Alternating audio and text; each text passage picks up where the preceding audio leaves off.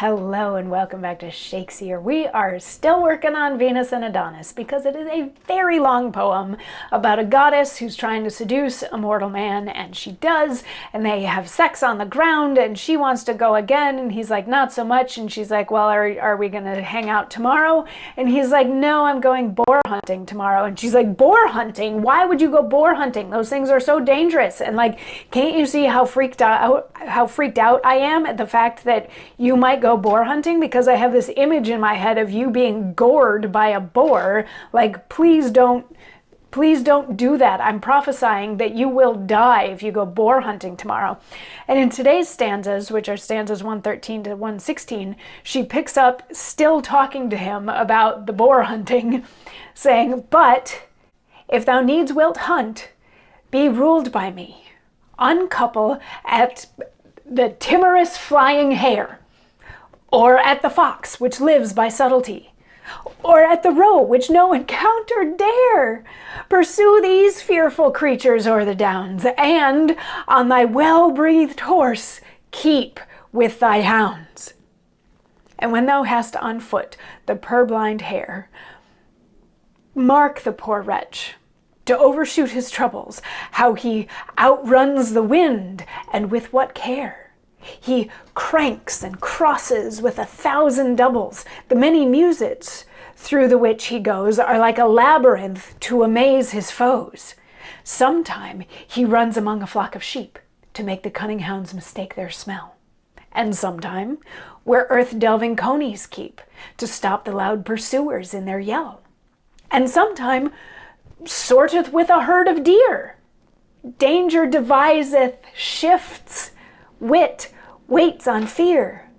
For there his smell with others being mingled, the hot scent snuffing hounds are driven to doubt, ceasing their clamorous cry till they have singled with much ado the cold fault cleanly out.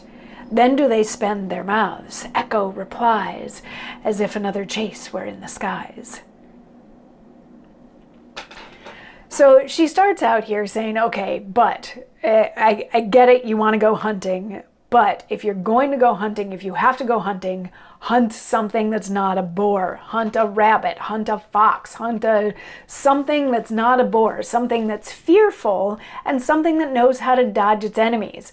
And it's interesting that she asks him to like, she spends the next 3 stanzas talking about a rabbit and how good a rabbit is at avoiding being caught, and the things that it will do to avoid being caught, like the way that it runs. It doesn't run in a straight line, and sometimes it runs amongst a flock of sheep, or it dives into a hole, or it goes amongst deer, so that its smell gets mingled with the smells of these other animals, and the hounds that are hunting the rabbit get confused and lose track of where the rabbit is. And I think it's interesting first that she brings this up, because on the one hand it feels a little bit like she's, this is more of a challenge, this is more fun because it's trying to outwit you, but you can be smarter than it. And it's almost like she's appealing to his intellectual prowess, but I'm pretty sure that that's not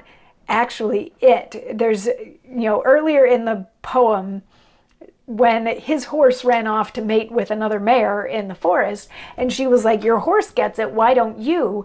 It feels a little bit more like she's telling him to study the rabbit so that if the boar comes running after him, he knows how to avoid it and how to get away from it and how to survive being gored by the boar. So kind of interesting that he could be, in this scenario, he could be painted either as the chaser or the chased, the one doing the hunting and being all smart and being able to follow the rabbit even though it's trying to avoid him.